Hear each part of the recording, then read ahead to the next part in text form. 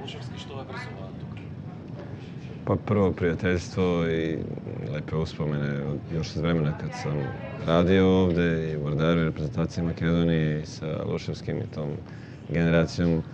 Kad se stvaralo ovo što je danas vidljivo svima i jedna velika generacija koja je pronula slavu makedonskog rukometa i postavila temelje za neke buduće. Svedoci smo da Makedonija sad ima i novu generaciju rukometaša i ovo je jedna prilika da mi koji smo nešto bili u prethodnim vremenima vratimo malo makedonskom rukometu i poguramo ove mlade da se bave ovim i da nastave ono što smo mi radili. Jako mi je drago da sam ovde. Ја водевте македонската селекција, дали можете да издвоите причини за напредокот на македонскиот ракомет? To je bio jedan sasvim drugi trenutak kad je ova generacija, kad su imali 20 godina i kad su oni bili u godinama koje su sad Talovski, Kuzmanovski, Nelovski i ti mladi momci. I već se tad vidjelo da su oni bili talentovani i imali nešto u sebi. Trebalo je naravno da se sklopi puno toga, neka ulaganje u rukomet, da stekne neko internacionalno iskustvo. I pokazalo se da smo bili u pravu i onda kad smo radili sa njima. Ja zaista nosim sjajne uspomene iz tog perioda i to je bio neki period kad se gradilo. Možda se tada još nije videlo koliko će to veliko biti, ali mislim da je sada svima jasno i da je rukomet u Makedoniji definitivno sa uspehom Vardara u ovoj godini, sa uspesima reprezentacije u posljednjim godinama, sport broj 1 u Makedoniji, to možemo slobodno kažem. Што ја фалеше тогаш на Македонија за класирање на големо натпреварање?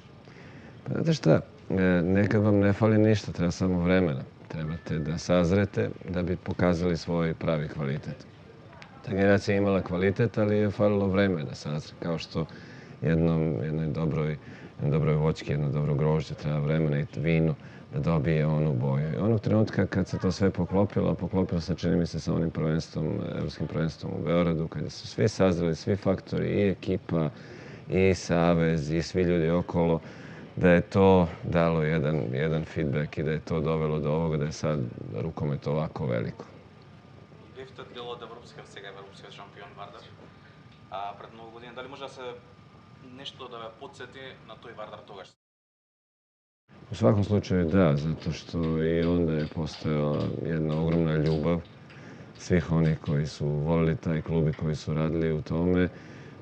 Ja mogu da kažem da se taj evropski Vardar stvarao godinama, da je ovo samo vrh, ovo je jedan lepi rezultat na koji smo svi koji smo bili uključeni u taj projekt ponosni, zato što smo svi stavljali po neki mali kamen, po nekom malo iskustva, malo znanja da bi danas to izgledalo ovako. Znači, trebalo je vremena, naravno, ali ja se sećam da smo mi u godini kad smo imali drugi najveći uspeh nakon ovog najvećeg uspeha sigurno svih vremena, to polufinale Kupa kupova koje smo igrali u toj godini, isto imali jedan ogromni entuzijazam, ljubav i organizaciju. Sve je bilo postavljeno na mesto, kao što rekoh malo pre što se tiče igrača, trebalo je vremena da i klub sazri i kroz godine igranja u Ligi šampiona, to je sve došlo na svoje mesto i jako sam ponosan na vreme provedeno ovde, a i na ovo što je ova generacija uradila.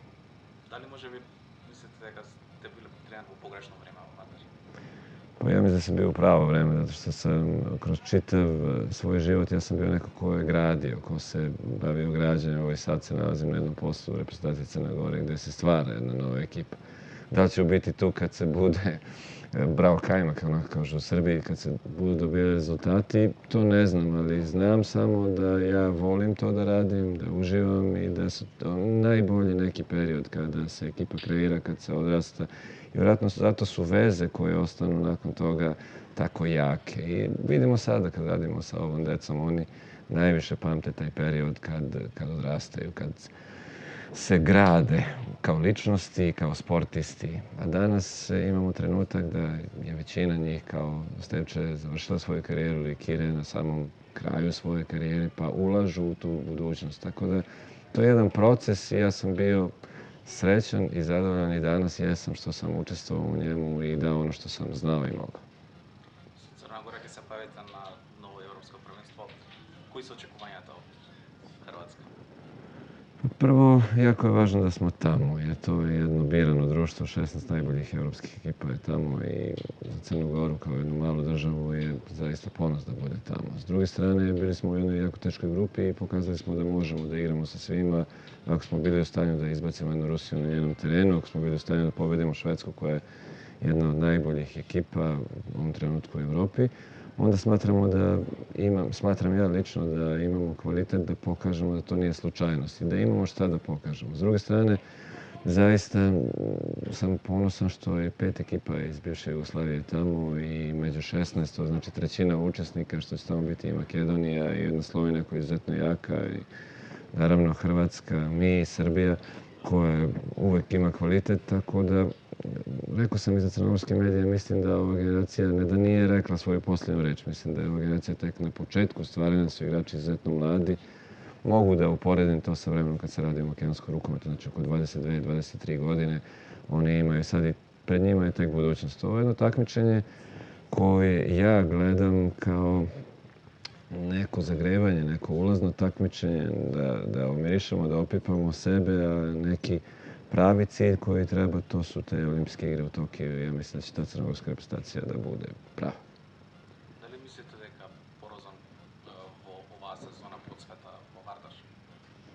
Pa sigurno je u okruženju dobrih igrača vi sami postajete bolji i onda taj kvalitet donosite sa sobom. Vuko je donio jedan kvalitet iz Vardara, jednu pobednički mentalitet, jednu atmosferu koja je bila jedno ludilo u Kelnu, je donio u tim i on je jedan pravi lider, on je igrač koji će tek da kaže svoj, izuzetan šuter, napadač. U reprezentaciji on ima i neku drugu ulogu, da je vođa, da igraju u odbrani i sasvim drugačije. Ja mislim da će napraviti jednu veliku karijeru, ali isto tako znam da Crna Gora nije samo Vuko Borozan, da je Vuko Borozan lider, zato što ima još sjajnih momaka i nadam se da će to Evropsko prvenstvo u Hrvatskoj da bude afirmacija za veći broj njih. Da li ima neka reprezentacija od koja što ne sakate da бидете во истакот? Pa nekako sam imao sreće, to mogu da kažem, da nisam u grupi sa Srbijom jer ne bih volio da igram tu utakmicu i često sam imao prilike kroz karijeru i sa Makedonijom da igram u kvalifikacijama protiv Srbije i sa Izraelom i sa Švajcarskom i sa Velikom Britanijom. Nekako uvek me je to od ovog puta nismo u grupi i ja sam zaista zadovoljan i čast i zadovoljstvo je da su naše ekipe tamo. Ko će napraviti veliki rezultat, to ćemo vidjeti. To će zavisiti od mnogo čega, od trenutne forme u kojoj se dođe, od povreda, od puno toga.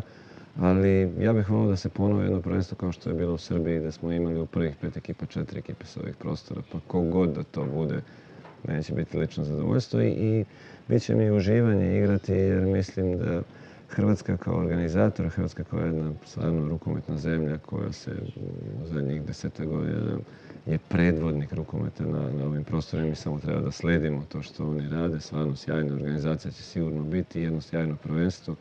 I mislim da ćemo se spremiti da idemo tamo, da igramo, da uživamo.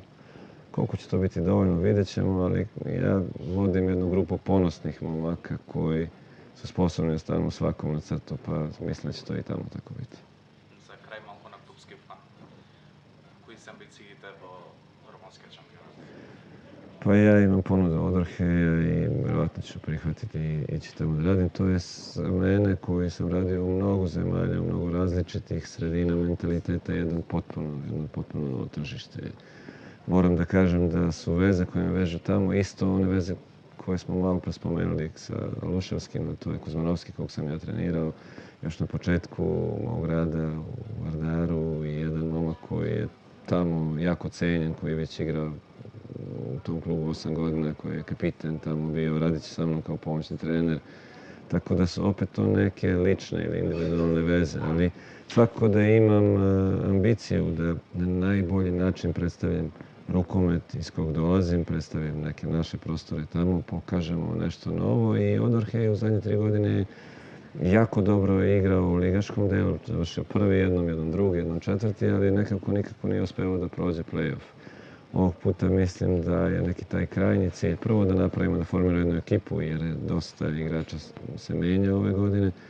S druge strane da napravimo neki rezultat koji će klub zadovoljiti, jer podsjetit će da je to jedan specifičan klub sa mađarskim življem u sred Rumunije i Mađari koji mene znaju još iz vremena kad sam radio u PIK Segedu jako vole rukomet, jako puno ulažu i zaslužuju da se na to način vrati. U svakom slučaju mi nemamo neki pritisak u ligi, liga je izuzetno jaka i sve je jača, ove godine ima puno trenera francuskih, španskih, sa naših prostora. Tako da ima 4-5 ekipa koje su po budžetu ispred nas, ali vidjelo se i ove godine u Kelnu da nije uvek samo budžet i samo pare to što odlučuje, nego i nešto malo više. Ja sam siguran da ću sa ekipom, odnosno sa igračima koji sam birao sam tako neke momke koji su malo gladni rezultata, uraditi nešto što će biti primećeno tamo. Vidjet ćemo kako, nema opterećenja, znači jedan novi projekat, potpuno jedna nova sredina i nekako sam optimista uvek kad to radim i imam jednu ambiciju, jedno zadovoljstvo da nešto gradim i mislim da ćemo i tamo napraviti nešto dobro.